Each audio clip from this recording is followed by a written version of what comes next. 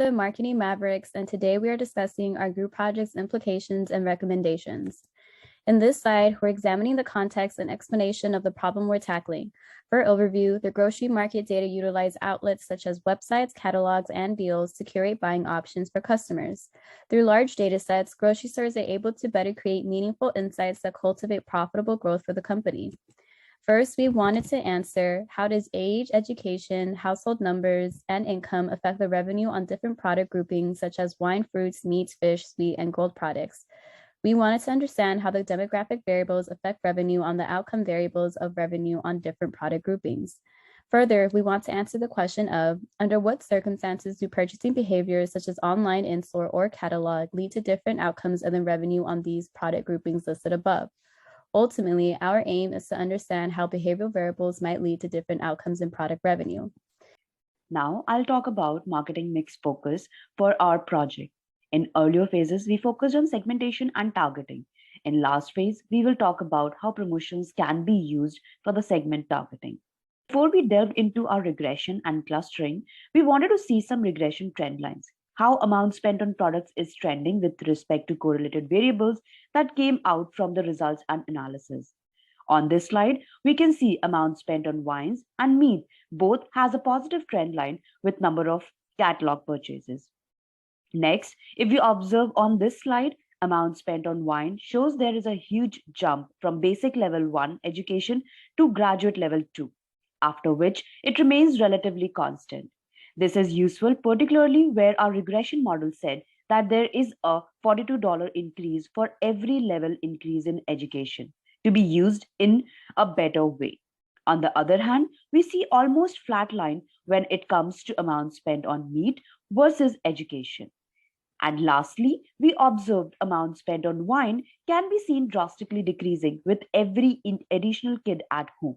On the other hand, wine had no correlation when it comes to number of teens at home. Zooming out, our first phase was clustering on demographics and then doing regression on each individual cluster on the outcome variables such as amount spent on wine, meat, fruit, and gold products. In the second phase, we performed regression on all customer demographic variables combined for outcome variables. Finally, we analyzed the results for both to come up with recommendations. To recall, we came up with 4 clusters as a solid base to build our process on. Now we prioritize at the trends in wine and meat categories because they had the most significant statistical values. So we want to revisit our demographic and wine purchasing behavior regression here. And we notice that education is a significant contributor to increasing wine purchases by around $43 per level of increase in education. So we suggest putting wine ads in educational catalogs, creating ads that show people who appear smart. Also, more income actually drives the wine purchases, which means that we suggest catalog and web purchase ads targeted towards affluent individuals, as well as kids are actually a significant contributor to decreasing wine purchases by around $200. So we can either try to increase purchases from parents, placing wine closer to children's products in stores, or placing wine ads and promotions in parenting catalogs, or we can also promote products to people with no kids.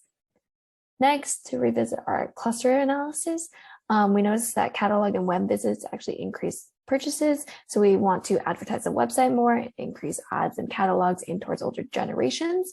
Also, web purchases increase most for cluster 2, while deals actually decrease the value. So we suggest ads for people who do not have children, decreasing the deals that are offered for this grouping, and advertising the website more. Third cluster, we noticed that store purchases increase the most and deals actually decrease the value again. So we want to offer small deals for in-store purchases since these people have lower income, as well as increasing the web visits and placing wine near children's products. Lastly, for cluster 4, catalog purchases increase the most, meaning that we want to promote web visits and catalog visits, as well as arranging the wine near children's products. Now coming over to the demographic regression results for meat products. Income, kids, and teens are strongly correlated to the amount spent on wine. The general recommendations are to target more promotions to higher income earners. And for parents with children, 2 things can be done. A, try to increase purchase from parents with children more.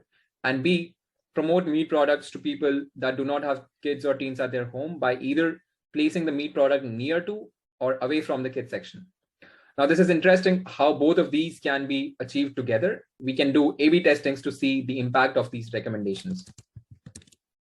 Talking about cluster-wise results for meat.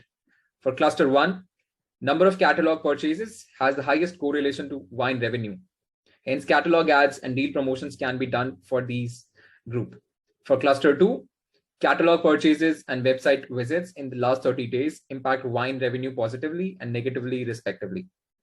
Running catalog ads for people who do not have children and have a high income, as well as excluding or reducing them on any promotions for people visiting in the last 30 days can be done. For cluster 3 and 4, catalog and store purchases are the most significant. Promotions on such personas can be done both on catalog and within store. We have the recommendations by cluster. But when it comes to how much budget should we divide amongst these clusters, we used overall regression equation on demography to calculate the relative revenue for each cluster. Using that data, we came up with budget tiers, keeping the least performing as a mere 10% to start with, so that we do not completely shut off. Management can use these insights to plan budget allocations as called out earlier, understand who their customers are, optimize specific channels for certain products, and do further A/B testings with the recommendations provided in the previous slides.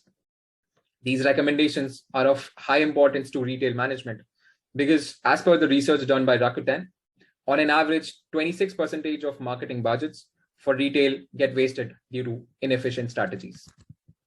Thank you for listening, and we are open to questions now.